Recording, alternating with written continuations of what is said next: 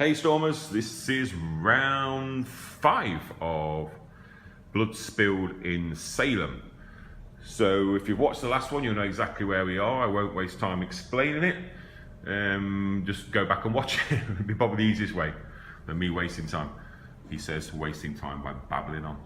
Okay, so first we put a doom onto the agenda. This makes us have 4 doom on there, so that advances the agenda. So we'll discard those and we will pick up and flip. Okay, so on the other side of this is basically a treachery card, Blood Moon, and it's an omen. Put in play to the side, forced. After an omen card is drawn from the encounter deck, add a tablet to the chaos bag. If you cannot, then add a elder thing to the chaos bag instead. Oh, it's the some words there from Bad Moon Arising. We've got a bad moon arising. I don't know who sang that. Put it in the comments if you remember. No, I don't remember. Okay, so we'll put that to the side. So we have to bear in mind that anytime we draw an omen card, that is going to add basically one of these to the chaos cup, chaos bag, and then if we can't, then we have to add one of these. Okay, but also bear in mind when we draw either the tablet or the other thing, we can remove it. Okay, so that's that done. We move on to agenda 2.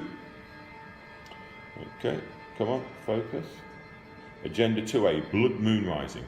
The sun has set on the town of Salem, but the moon burns red in the night sky. There is constant moving about in the dark alleys of town. If your gut feeling is right, the ritualists are on the move again. Wait, were there always so many crows around town? Okay. And that is 5 doom to advance. So now we move to the investigator phase. What should we do? What should we do? What should we do? I think we need to kill the black cat because we cannot afford to take any more sanity damage. So we're going to basically go straight away. I know it's going to put a doom on the agenda, but that's just going to be tough shit. So we'll attack the black cat. We've got a fight of 5. We've got the machete, which is 6, and we need 2. So come on, black cat. Or rather, don't come on because you're going to die. Okay, what have we got? Oh, that's no good. That's no good at all. So that's a fail. So we'll do it again, and what we'll do, we're gonna have to use a card. Let's use Prepare for the Worst, which gives us an additional fight. So we've got 5, 6, 7. So committing Prepared for the Worst because we already have 2 weapons. So 7 against 2. Come on. Come on, come on, come on, come on, come on, come on. A 0. Okay. Perfect. So the black cat is killed. We batter him with our machete. That's not a very nice image to have in your head. Because we kill the black cat, we also add 1 doom to the agenda, so that's not a great beginning to that agenda. So that's our second action. Our third action, I think, should be to get to the hotel, because next time we need to definitely heal up a bit. So let's make our third action. We will move Mark, where you go. It's a bit like John Constantine, don't you think, Mark? Well, from the comics anyway. And the Reverend will follow on behind, and that is the end of the investigator phase. We move on to the enemy phase. There are no... oh, did I draw a... Okay, I'll just think. Do you know what I didn't do? I didn't draw an encounter card, did I? Before once we put the doom on. I got confused with the turning over the agenda. Right, let's see what it might make a difference, it might not. Spawn the nearest outdoor location. When you move to an indoor location, Murder of Crows disengages after its attack of opportunity. Murder of Crows does not follow you to a new location. Okay, so we were on an outdoor location because we were here in the Charter District. Okay, and then we moved to the downtown district. No, we were already in.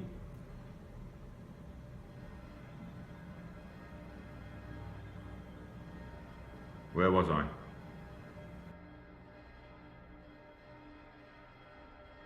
Okay, I just double checked. We started in downtown district. So the Murder of Crows would have been put in the nearest outdoor location, which is downtown district, which means when we moved, I'm not going to go back and say that we tried to fight that. We didn't. When we moved, we would have taken an attack of opportunity, which would make us have 3 damage. And I believe we drew a card earlier, the skull, when we were fighting, which would have been minus the amount of omens, but I'm pretty sure that is, I'll double check, but I'm pretty sure that wouldn't have made an effect, or wouldn't have made us fail. Okay, gotta be careful, gotta pay attention. So, the Murder of Crows doesn't do anything, it just stays where it is. It doesn't follow us, yes, it doesn't follow us into an indoor location. When you move to an indoor location, Murder of Crows disengages after its attack of opportunity. Murder of Crows does not follow you to the new location. Okay, so it basically stays where it is. Fine. So we're at the reset phase now, I believe. So we'll reset. We will draw a resource.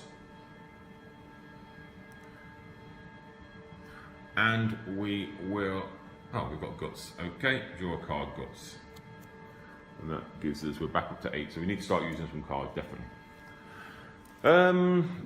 That is the end of that round. So I'll catch you in the next round. Things are going okay, I think, not brilliantly, but we'll see. Oh, and while I remember what we should have done, we turned over the agenda, remember? We turned over the agenda, if you remember. So the Murder of Crows is actually an omen. So that means we do add this to the chaos bag.